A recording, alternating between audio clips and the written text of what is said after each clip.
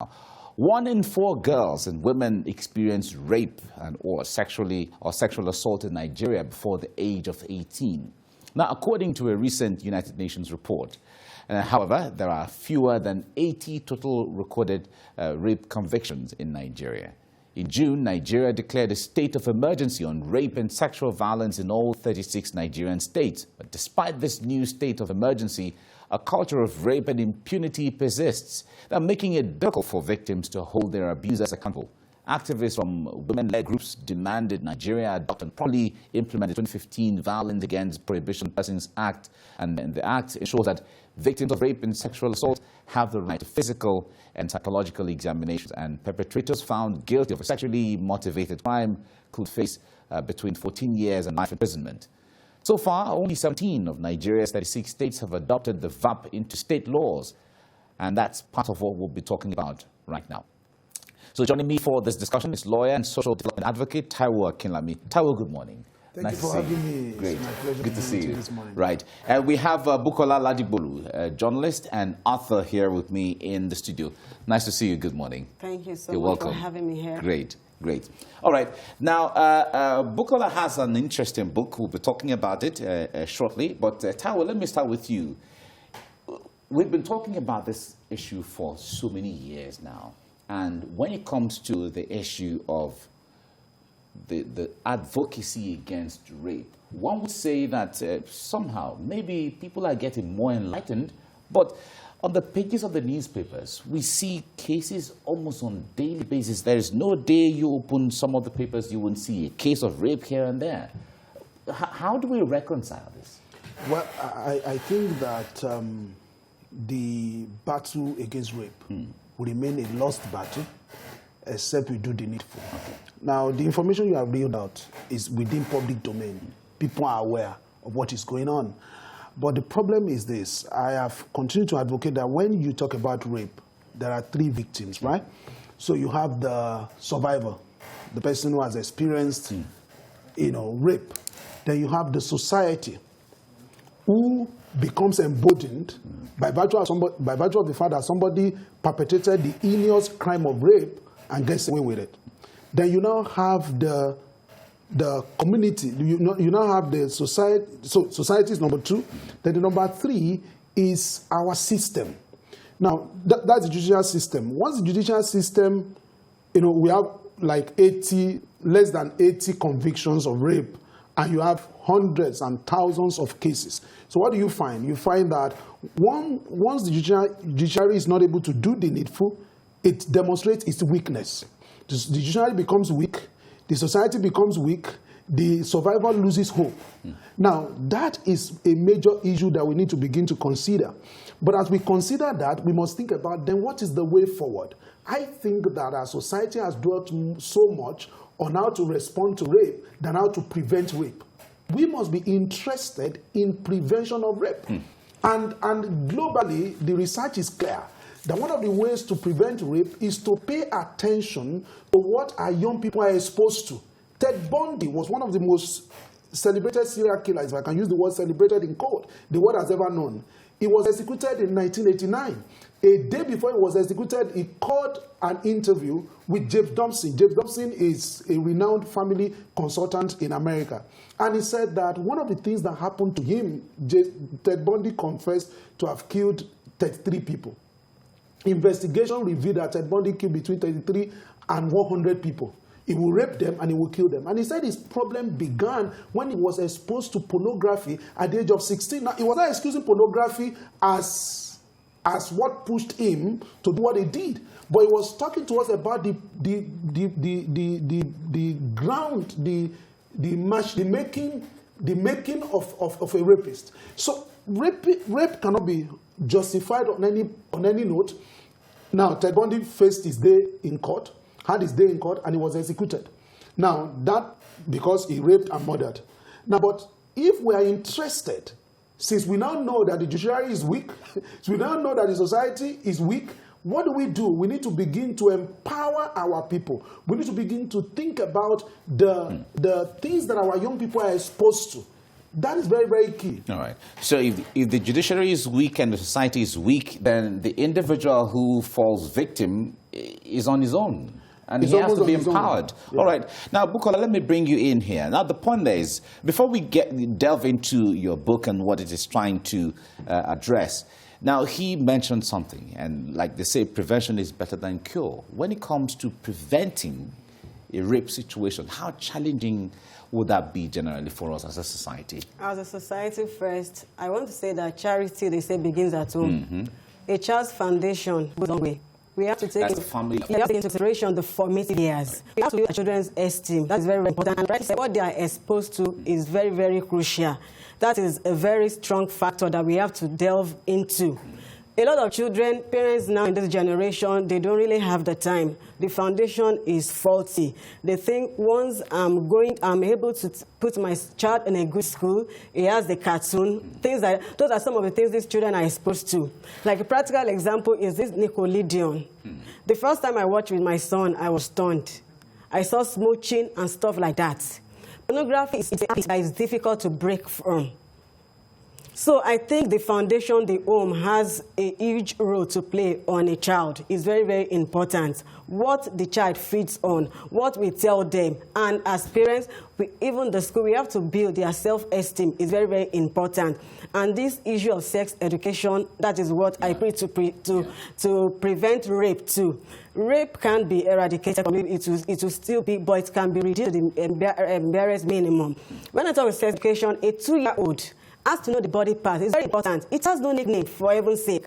I was invited to a church for the first time. I'll be talking to children, toddlers, about their body parts. I called the boy, come, talk about your body parts. My head, my chest, my this and that. The boy couldn't say penis. Please, that is what it is called. It's dirty. If a child knows this is what this private part is called, it will be difficult for anybody, no matter how close, to toy with or play with it. Exactly. When you educate them, let them know this is what it's called. It's the limit somebody can touch or not touch. And another thing that is very, very expedient, relationship. Parents. That's how you have a 2-year-old being bullied, raped, won't be able to tell the parents, if you tell your mom you're going to die, your dad is going to die. It's not true. You have to have a relationship, intentional, having a relationship with your children. I like the word intentional. You have to be. It's very, very important. Your child shouldn't just be the mom or the dad. You have to be a friend. I have 6-, 7-year-old. If you ask them, what is the name of your mom? They don't know. Mommy, daddy. That's not your name. If you're intentional about having a relationship, your child should be able to say, David, Mike, good morning. It's nothing. You're building a relationship. Is very, very crucial. So I think that will give the child the opportunity to flow and report. In addition to that, when children grow up and anybody who is not your mom or dad, they are uncles. In the school is uncle. Everybody is uncle. Everybody is uncle. No, I don't think everybody should be an uncle. No. Like for me, when I was growing up, my mom made something clear to us. We have 2 males, 5 females. You don't have any uncle. Growing up, no man dare send us on an errand. It was a taboo. It was an aberration. You understand? You don't have any uncle. So, I mean, you have a role to play to stop some things from happening. Yeah, I totally agree. Now, Taiwo, one thing that we are facing or we are seeing is that it seems there's the challenge of the issue of convicting perpetrators of sexual abuse or rape. Talk to us from that window. If we have to change things, where should we really start from? Because if there's no deterrence and people do anything and get away with it, because it becomes challenging to prove that there was a rape situation, and then the person just walks free. When you talk about the judicial system, you cannot begin to talk about the judicial system by talking about rape. It is the same judicial system that is supposed to convince a public officer, convict a public officer who has misappropriated or embezzled public funds that is supposed to deal with rape. We don't have 2 judicial systems. It's the same judicial system. So we first need to look at what is the nature or the nomenclature or the character of the judicial system in Nigeria. Is it powerful? Is it purposeful? Is it performing? That's number 1. Number 2, going to the nitty-gritty, we need to begin to look at the possibility of special courts. That's what has happened in Lagos State. Lagos State has created a sexual offences court, a special court to try that. And because of that, you have seen a level of speedy adjudication in matters of rape, particularly in Lagos State. So that's number two. The number three thing is this. The person who has been affected, I want to call the person survivor, has to be able to speak up and be ready to understand that the shame does not belong to the abuser. The shame does not belong to the abused. The shame belongs to the abuser. You know, if my wristwatch is missing, I'm allowed to come out and not ashamed about it. But if somebody takes what is invaluable to me, what cannot be replaced, no wristwatch can be replaced. Yeah. I'm told to keep quiet and the shame belongs to me. It ought not to be so. So we need to be educated on that. And the fourth thing is that we must address the issue of poverty. You see, poverty is a major issue. The person who has been sexually molested or is thinking about, if I dedicate all my life fighting this matter, what happens to me? You know, even the whole idea of going to court, when the family of the victim or the survivor are the one who will mobilize the police, buy fuel into the police van, give money to bring the accused person to the court. These are main issues. Then again, lastly, people who are survivors need to be educated as to the steps they need to take immediately when rape occurs. You know, there's a campaign going on by DFLT, don't take your bath, report immediately, ensure that you get a medical report, ensure that you get tested, and you do all of those things. I think those are primary things we need to do to ensure that justice is done. But most importantly, whether justice is going to be done or not, after all those preliminaries have been done, depends on the character of the judicial system in Nigeria. All right, that's really key. Anyone who falls victim of rape, from what Taiwo has said, don't take your bath immediately and go for a test so that you can be checked properly. And with that, that is where you get the evidence from so that they're not erased, isn't it? Yes. All right. Now, Bukola, let's come to your book now. The title is Don't Mess with Their Flowers. And this has to do with rape prevention and sexual victims. Okay. And what to say, what not to say to victims. So talk to us about this. Basically, when you say don't mess with their flowers, narrow it down to the everyday thing. Let us understand. Don't mess with their flowers. Talking about don't mess with their flowers, I have the picture of, first I have to say boys and girls are being raped. When you talk of rape, don't think it's only girls that are being raped. Yeah. Flower is something to be adored. Flower is something we treasure. Flower is something we don't want to trample upon. It's something we want to guard jealously. We love the aroma. So I've likened the teenagers, a boy, girl, to a flower, which I'm saying that don't pluck them violently. Respect them, adore them, treasure them. That is, don't mess with the flowers. I see. All right. That's it's quite interesting. And what really gave you the inspiration for this book? Can you share that with us? Two things. First, as a teenager out of secondary school, waiting for my admission, 92, I was almost raped in an office by a guy. So it happened in a bank. The guy almost raped me. It lasted for close to 45 minutes thereabouts. This guy, I went to drop my application letter. My uncle then was the company secretary. So the first day I went, it went smoothly. The second day, he had a plan. He had sent the marketers away. It was just the two of us in the building, and he made it clear, I have a soft spot for you, Buki. He took the key, found what was happening, took the key, locked, and told me, it's just the two of us in this building. If you scream, it won't help. It won't change anything. So he now started struggling, over 40 minutes, trying to finger me and things like that. But I want to say something. Throughout the 40 minutes this lasted, I wasn't scared at all. And I did not scream. That is not to say people that are about to be raped shouldn't scream. But I knew it was a useless exercise, screaming, because it was just two of us in the building, big building, bank. But I struggled, I fought. So that was what really led me to write. And another thing that people must know from the book, of course, the same person, it doesn't matter that you're coming out after 20 or 30 years to talk about rape. Your healing process, it differs. A shock absorber differs too. The way we react to issues differs. Some people, they don't ever want to talk about it. They're just praying that an event will occur. And just erase and wipe away the memories. Nothing had happened. By some, it takes a long while, 20, 30 years after marriage, and some, they live with it for the rest of their lives. So for me, it took a year, like 20, I didn't talk about it. Then another thing from the book, the same person can rape you over and over if you allow it. Because the same guy that we fought, and I freed myself, got the key, opened the door, left his office, was the same person that dropped me in my house. It never occurred to me. How did that happen?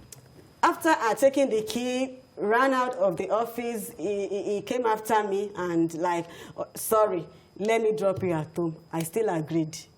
It never occurred to me he could take me to a bush, rape me again. So that is one thing that people should know. Then another thing why I wrote the book, I started writing 3 years ago before it got published this year.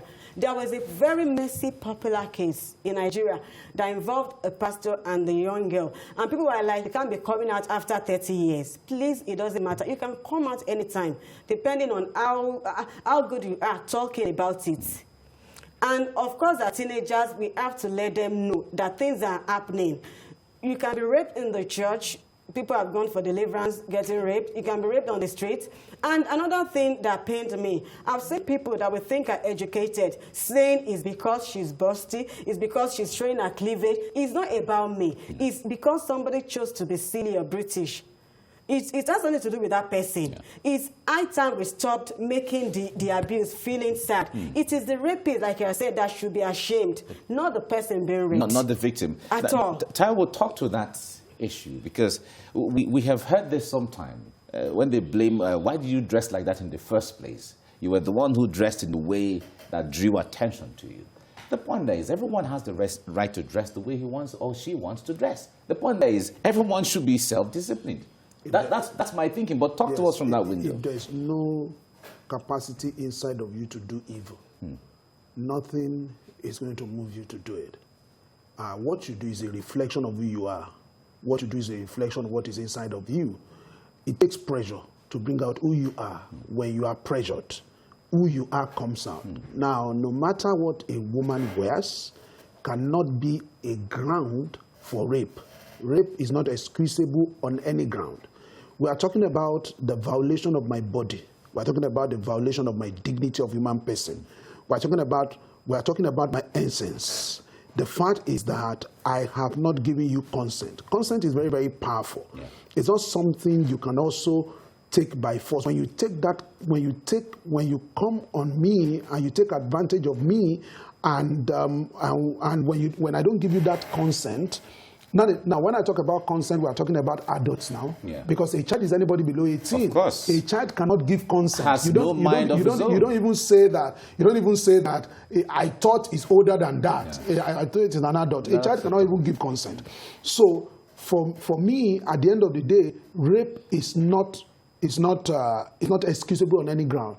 Now, what a woman wears is a function of her dignity, is a function of her perception, is a function of what she considers appropriate or inappropriate. And that is that's another subject matter entirely. When I talk to young people, I talk to them about how they dress, what they wear, and all of that. Now, that is speaking to the purpose of dressing, which I believe is to cover nakedness. Now, it has nothing to do with the fact that you rape someone and society has now come with this idea of blaming the victim. You can't blame the victim. You can't blame the victim. You have to put culpability where culpability belongs. Where does culpability belong? Culpability belongs to someone who is not able to manage his or her masculinity. And it is important to note, how do people get to this point that they are not able to manage their masculinity? They believe that masculinity is to cause harm. Masculinity is to dominate, and God did not create you to dominate another person. You are supposed to dominate your environment, dominate things, and the purpose of domination is to turn them in for the better of society, and not to cultivate them into something good and better. Betterment of society, not to harm society. But how do boys, how do girls, how do men get to this point of not being able to manage their masculinity? It is because of the examples they see in society. The problem is never with our boys. The problem is always with our men. What kind of attitude? How do they demonstrate their masculinity? How do they demonstrate the fact that they are men or they are women to their children? Do they come by way of saying, because I'm an adult, I'm superior, I have an edge over you? Or do they come to say, I'm an adult, the purpose of my being an adult is because I've seen more life, I'm to give you direction. Exactly. You are a child, you are not inferior. I'm an adult, I'm not superior. My role is to give direction. Your role is to receive direction from me. So how can the being who is supposed to give direction begin to model everything that is wrong to the child? Wow. Okay. We don't have all the time, but Bukola, let's come to on the page 11 of your book. You talked about how to avoid being raped. This will speak to a lot of people who are watching there. Like they say, prevention is better than cure. Can you talk to us from that window, especially whether you are at home or you are in school or in the motor park or wherever you find yourself in society there? First, I want to say you have to be vigilant. Study your environment is expedient to do that. Then it's something each person has to believe. Okay. Everyone, we say it is a potential rapist. We are not saying now you get home, start suspecting your husband and like, don't move near my daughter. That's what I'm saying. But you have to have it at the back of your mind that that person beside you you're saying might be a potential rapist. Once you have that, you are conscious. You are not too trusting at home. As a mother, you don't just leave your 2-3-year-old with your neighbor or one young guy. Take care of him, I'll be back. You have to be very, very careful. Exactly why I said something there, that there has to be stiffer punishment for careless parents too. It's important. Then in the school, you have to be careful. For teenagers, you are attending a party. Watch the party. Something happened in my local government. This girl, there was no party. It was a fake one. The friend just managed to arrange a best friend for her brother, and she was raped. So that's friends. Yeah, they are friends. Yes, and she was raped. The brother raped her. Friends like that, you don't need a lot of them. Yeah. So you have to be very, very careful. Really... In the school too, you want to stay after school and read with that guy. Please be careful. In the church, you don't need to go for deliverance service with a pastor in a closed place or where there are no people there. You have to be very, very careful. You have to be security conscious. Don't be too trusting. On the street, maybe after church service, you see people going home 4:35 after a vigil. You don't need that. Common sense should be applied. Then at home too, parents, you have to be careful. Who is that young guy that is staying with you? Your security man, the gardener. They shouldn't have a relationship with your daughters, even son. Who is that auntie? Where is your child going to spend the holiday? I was in a meeting where a boy said at 12, it was the mother's best friend that he had sex with at 12. And the sad thing, the guy was saying no regrets. I must say I enjoyed it. It was 12. Then another webinar too that I attended, this woman, the body cream got finished at home. And he now had to go to the husband, the younger, but the brother-in-law's room to get Blue Seal Vaseline. And she was sure when she got there, the daughter, the 3-year-old and the 5-year-old said, Mommy, this is what Uncle used to use to rob us. Which means the brother-in-law... Something has been going on all the while. Sleeping with those two daughters. So parents, you have to be vigilant. Once in a while, give them a bath. There might be signs to show. Listen to them to avoid... There are things you will hear from your children that you will know that something is happening. All right. So in our environment, let's be security conscious. All right. If I may also add, just in 30 seconds. Yes. If I may also add, it is important to also understand that children don't have sexual intercourse. Children don't sleep with adults. Any sexual contact with a child is an abuse. It's an abuse. The child does not have capacity to give consent except for the purpose of care and for the purpose of affection. Okay. That's why we say every part of the child is private to the child. Nobody can touch it except for the purpose of providing care and affection. All right. We have to leave it here now. Thank you so much, Taiwo Akinlami, for your time and your continuous advocacy. We've been following your development and we really appreciate you. Thank you so much. Thank you. And Bukola Ladigbolu, thank you very much. You're blessed. And this book... This is your copy. Oh, really? Yeah, that's nice. Thank you so much. Thank you. I'll read up on it, and certainly we have to pass this message on to more people so they can get more enlightenment. Thank you so much for what you do and what you have done, putting this together. Thank you so much. Thank you. Thank you very much. Thank you so much. Now, this is where we come to the end of today's program. You've listened to the tips given by Bukola here, especially on the book she wrote, Don't Mess with Your Flowers. It's a book against rape. And everyone's supposed to take a read on this and have tips on how to prevent issues of rape. And Taiwo has also talked about the issue of prosecution, that we have to strengthen our system.